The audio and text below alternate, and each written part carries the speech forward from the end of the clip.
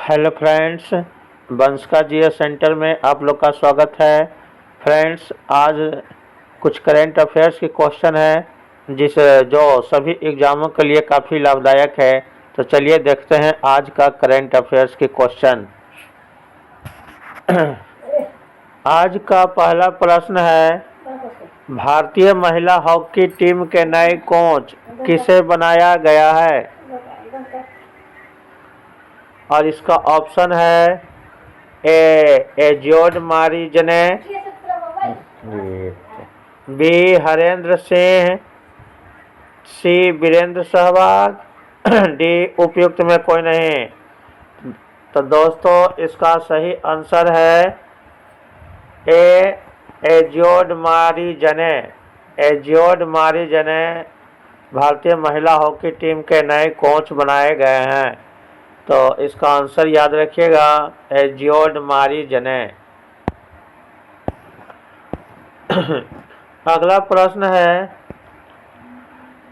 भारत के 52वें grand master कौन बने हैं? भारत के 52वें ग्रैंड मास्टर कौन बने हैं?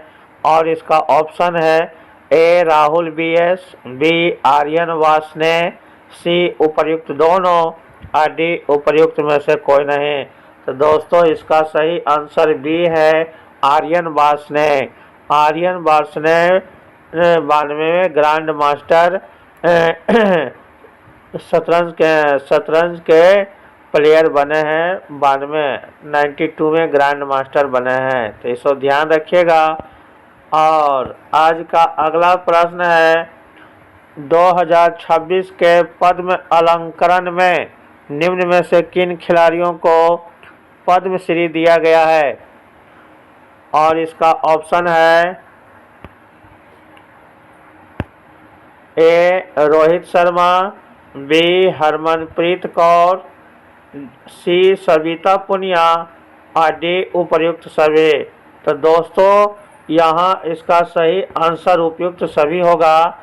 2026 में निम्न रोहित शर्मा, हरमनप्रीत कौर और सविता पुनिया को खेलों के लिए पद्मश्री अवार्ड से नवाजा गया है। तो यहाँ सभी आंसर सही हो जाएंगे। तो इसका सही आंसर डी होगा। अगला प्रश्न है, निम्न में से किन खिलाड़ियों को 2026 का पद्म भूषण पुरस्कार दिया गया है? और इसका ऑप्शन है ए विजय अमृतराज टेनिस में, बी प्रवीण कुमार, सी रोहित शर्मा, और डी उपर्युक्त सभी। तो दोस्तों यहाँ इसका सही आंसर ए हो जाएगा, विजय अमृतराज। विजय अमृतराज को 2026 का पद्म भूषण पुरस्कार से नवाजा गया है। तो यहाँ इस बहुत ही महत्वपूर्ण प्रश्न है जो अभी किसी भी एग्जाम में पूछे जा सकते हैं। तो विजय अमृतराज पद्म भूषण पुरस्कार पाने वाले खिलाड़ी 2026 के बने हैं, इसे ध्यान रखेंगे। अगला प्रश्न है, 2026 का शीतकालीन ओलंपिक खेल कहाँ आयोजित किया गया है? और इसका सही आंसर है, ऑप्शन है ए भारत, बी रसिया, सी इटली, और डी कनाडा। तो दोस्तों इसका सही आंसर सी हो जाएगा, इटली। 2026 का शीतकालीन ओलंपिक खेल इटली में आयोजित किया गया है। तो सी ऑप्शन ध्यान रखेंगे। अगला प्रश्न है, अमेरिकी FDA ने किस बीमारी के लिए पहली ओरल दवा मीटापिवाइट को मंजूरी दी है? अमेरिका के FDA कंपनी ने संस्था ने किस बीमारी को ओरल दवा मीटापिवाइट को मंजूरी दी है, किस बीमारी के लिए? और यहाँ ऑप्शन है ए थैलेसीमिया, बी एनीमिया, सी उपर्युक्त दोनों, और डी उपर्युक्त में से कोई नहीं। तो यहाँ इसका सही आंसर हो जाएगा सी, उपर्युक्त दोनों।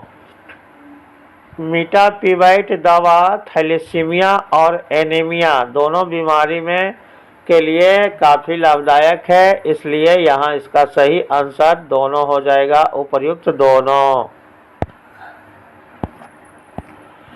अगला प्रश्न है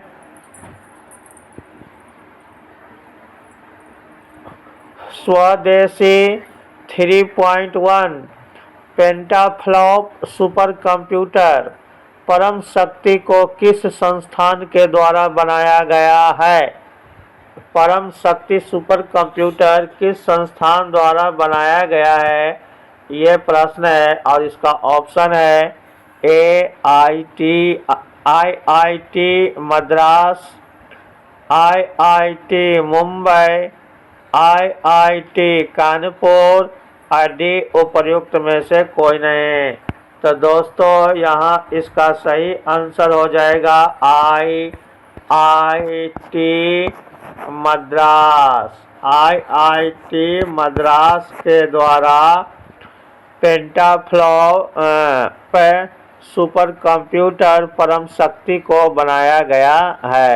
तो ये इसका सही आंसर ए हो जाएगा, ए, IIT मद्रास।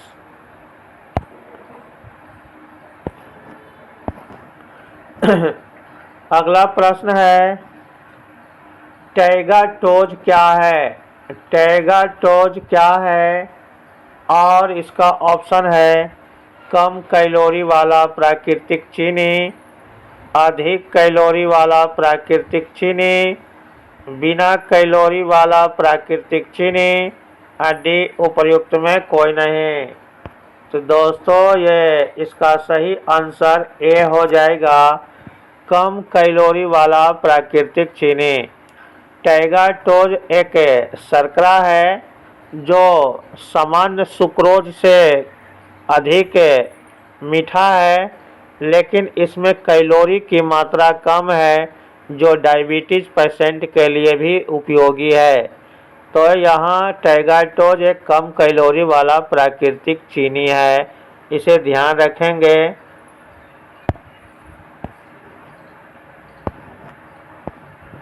अगला प्रश्न है केंद्रीय पर्यावरण, वन और जलवायु परिवर्तन मंत्रालय ने कुंभलगढ़ को पारिस्थितिकी रूप से संवेदनशील क्षेत्र घोषित किया है।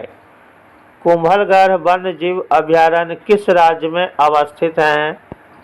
और इसका ऑप्शन है ए राजस्थान, बी उत्तर प्रदेश, सी मध्य प्रदेश और डी उपर्युक्त में कोई नहीं। तो दोस्तों ये इसका सही आंसर ए हो जाएगा, ए राजस्थान। राजस्थान में कुंभलगढ़ वन्यजीव अभयारण्य है, जो प्राकृतिक रूप से संवेदनशील क्षेत्र घोषित किए गए हैं। जिस क्षेत्र को संवेदनशील क्षेत्र घोषित किया जाता है वहाँ बहुत से कार्यों पर प्रतिबंध लगा दिया जाता है। तो यहाँ इसका सही आंसर ए राजस्थान हो जाएगा। अगला प्रश्न है हाल ही में अमेरिकी जीव वैज्ञानिक टोबी कियर्स को 2026 के लिए टाइलर पुरस्कार दिया गया है। यह टाइलर पुरस्कार किस क्षेत्र में दिया जाता है? और इसका ऑप्शन है ए परमाणु ऊर्जा, बी पर्यावरण क्षेत्र, सी रासायनिक क्षेत्र और डी उपर्युक्त में से कोई नहीं।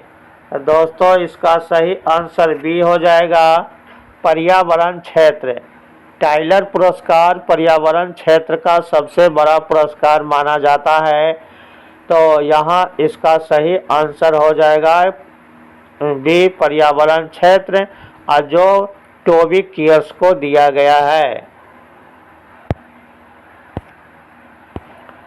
अगला प्रश्न है बिना डंक वाले मधुमक्खियों को कानूनी अधिकार देने वाला विश्व का पहला देश कौन बन गया है?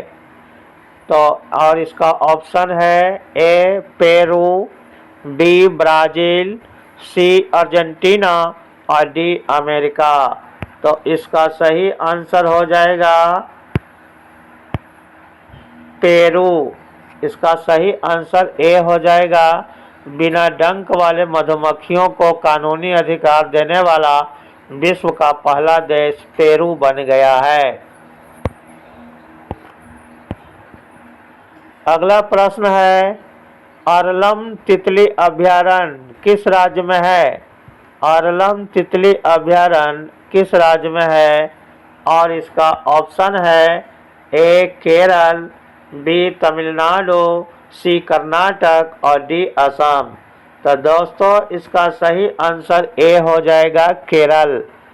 अरलम तितली अभयारण्य केरल में स्थित है, केरल के कोच्चि।